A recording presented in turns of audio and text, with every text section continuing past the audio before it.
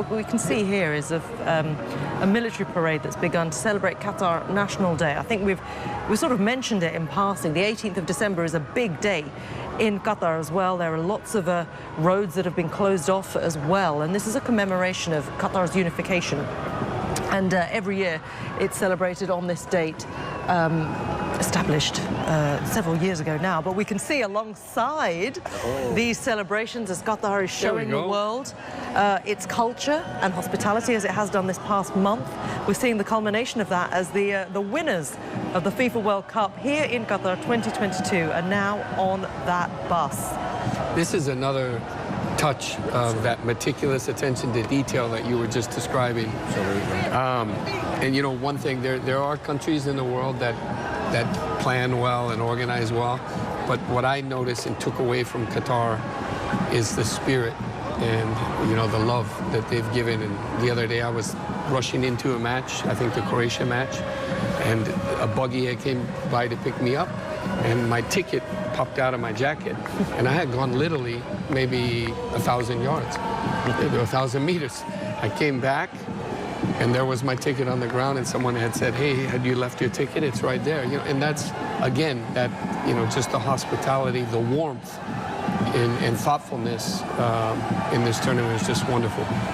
It's absolutely been wonderful, and you know, I know Didier, you lived here for a long time as well. I mean, for you as someone who has made Qatar his home, you know, how proud are you now to see these scenes? Because this is something very different. We've not seen this after a World Cup final either. That the fans get to celebrate with the team. Oh, how do you feel? How proud are you? Me, I'm so proud. It's I mean, there's two examples. You know, when I heard David Dean, former Arsenal president, who maybe seen 13 and 14 World Cup, saying that might be the best World Cup that I've seen. This is the only thing that I want to hear. And the second thing is just the final. It was the best final in all time.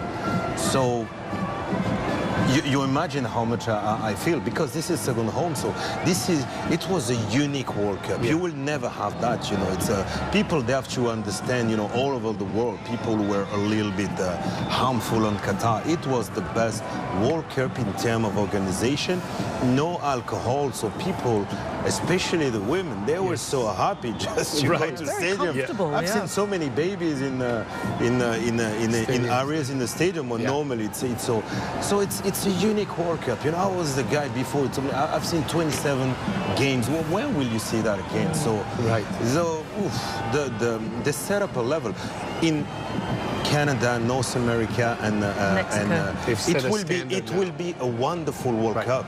It will, because America, Mexican, it's always unbelievable. And Canada, it will be a wonderful World Cup. But this one will be a unique World Cup to remember forever. I agree. I think this is incredibly unique and exquisite. And what we're seeing here, now maybe every World Cup going forward, they'll take a page from Qatar and say, hey, this is a nice touch as well, where right out of the stadium, the winners go on the bus. Then maybe you have, instead of having 500,000 people in the streets, maybe the next time 1 million come, you know, because they'll plan for this. Yeah, you know, it's interesting, isn't it? Because obviously they would, if they were going down, you know, the scenes where we saw in Buenos Aires, it would be absolute pandemonium. But I think when you achieve something so incredible like the World Cup, the fact that you do get to celebrate with fans, because some of them have come from Argentina, but they're also fans from all over the world. Because would it not be an anticlimax? You leave the stadium, you go back to your hotel, and we're kind of done. Absolutely. This sort of prolongs the celebration, prolongs the party. And these are the fans that lifted them, you know, during this tournament, right? This is a really good point. I didn't think about it, because they have fans from all over the world, Not everybody can go to Buenos Aires or live to Buenos Aires. So they came all over from Asia, from Africa, from Europe to see the team. It's once in a lifetime, Didier. Once in a lifetime for all of those fans. Yes, so just to see them in Qatar during the National Day, just what, 2 hours after the game, it's unbelievable. You just said it then. I mean, they deserve as well with putting National Day. The same thing. I thought it was great that Qatar started the competition off which was a great. And then at the end, then they do National Day. Yeah. Obviously, it's all about the winners, but then you blend the pair of them, and which has been like that. You know, it's been about getting to know other people's religions and traditions, and this is a perfect way to finish it. This is exactly what I said. It's about the detail, the stuff away from the normal. It's been absolutely spot on as well as everything else. I mean, this is wonderful, this here. I mean, this is what it was built for, this. Yeah. The sail promenade. Who's that with the Spider-Man mask? I can't Spider-Man work out. mask? Obviously, I can't because they're wearing a mask. Simon Jordan, is it? Is he there? Because he made his way into football as well.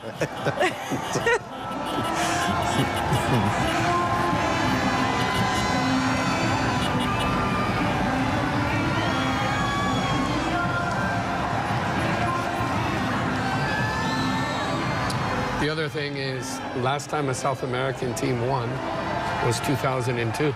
It's been all European. You know, it's been European. 2006 was Italy. 2010 was Spain. 2014 was Germany. 2018 was France. And so it's taken 20 years. Yeah, for a South American for a side South to- American Can I team say, to if win. I'm ever on a quiz, I want to be with you. You beat me the other day in the quiz, my friend. But yeah, you can call me. I don't know how. I guessed that last one as well. Anyway, well. But I mean, it started getting in the heads of South Americans as, hey, is this a European-dominated for several reasons? And this time came close. What a cracking final. It's been an incredible final, hasn't it? And, you know, in a city that is, you know, not a traditional host. And it was a one-city World Cup. It's been, as you know, you guys have mentioned it, it's been fantastic for all of us to be, you know, sometimes in the studio, run off to a game, and we made it, and we got to enjoy the entire tournament in a way that I don't think we'll see again, certainly not in the near future. And the FIFA president, Gianni Infantino, has also been reflecting on the success of this World Cup here in Qatar. Great pleasure to have you with us. It has been a long journey, starting from 2010. You have been a very important part of this success. How do you feel in the last steps in the final? How proud you are and how satisfied you are? Well, I feel happy. I feel proud. I feel good. It's great to be here. It's great to be at this final, the final day after an incredible World Cup where everything ran fantastically well. Now we are certainly going to enjoy a great final, and you know, we are all so happy. So, for the last couple of years, you have been part of this region, part of this nation, Arabic nation. You lived here for a long time. You eat Arabic food, sometimes you speak Arabic words, and now you dance Arabic as well. How was that experience? People think you are part of them. Yes, I am. I feel part of them. Definitely, my heart is here, and it's always great. And I discover even that I have dancing skills that I didn't know about exactly. No, but it's great. These traditions are fantastic. It's what reminds everyone about the history, about the culture, and this is important to define the future as well. So, you know, today's National Day as well in Qatar, so congratulations, mabarouk to everyone. It's really fantastic. What was the most important, impressive thing for you in this region after all these years you lived here? For me, really and we've witnessed it in this World Cup as well, the way everyone has you know, opened their doors, their hearts to the people who came. The people who came to enjoy the World Cup, they had great fun. They discovered a new culture, they discovered heritage, history, food, joy, everything that is so fantastic here. So I think this was a great achievement of the Qatari people and everyone in the Gulf. So we're going to miss the World Cup, the people, and you as well. Please come back again, please. Well, for sure, I'm here, and we'll come back and we'll invent many other things to play football and enjoy here at home. Yes, definitely.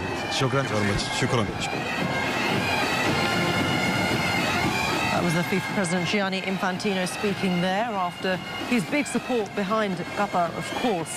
And he'll certainly, as we heard there, be very delighted with the way the tournament has panned out. These are lovely images, aren't they, of Lusail Boulevard there of fans that have still remained to see the open-top bus. I mean, these players are still exhilarated, aren't they? They're probably still in dreamland. Yeah. How long does it take to come down from that? Because they've got club football almost straight away. Excuse me, don't ask me, please. I've only been involved in relegation battles. In relegation? No, but I remember Zizou, you know, Zinedine Zidane saying when he won the World Cup, it was really funny, but he said for 6 months it was my cousin who was playing on the brilliant. pitch. Yeah, so it's not easy just to to land they're over the moon at that moment, you know. Tell you what, Didier, it's going to be quite interesting because they have to, the turnaround's quick for them to start playing again. Exactly. And the massive high, what you've had, it's going to be interesting to see how it is. My guess is that they will all fly to Buenos Aires, the whole team. You know, I'm sure.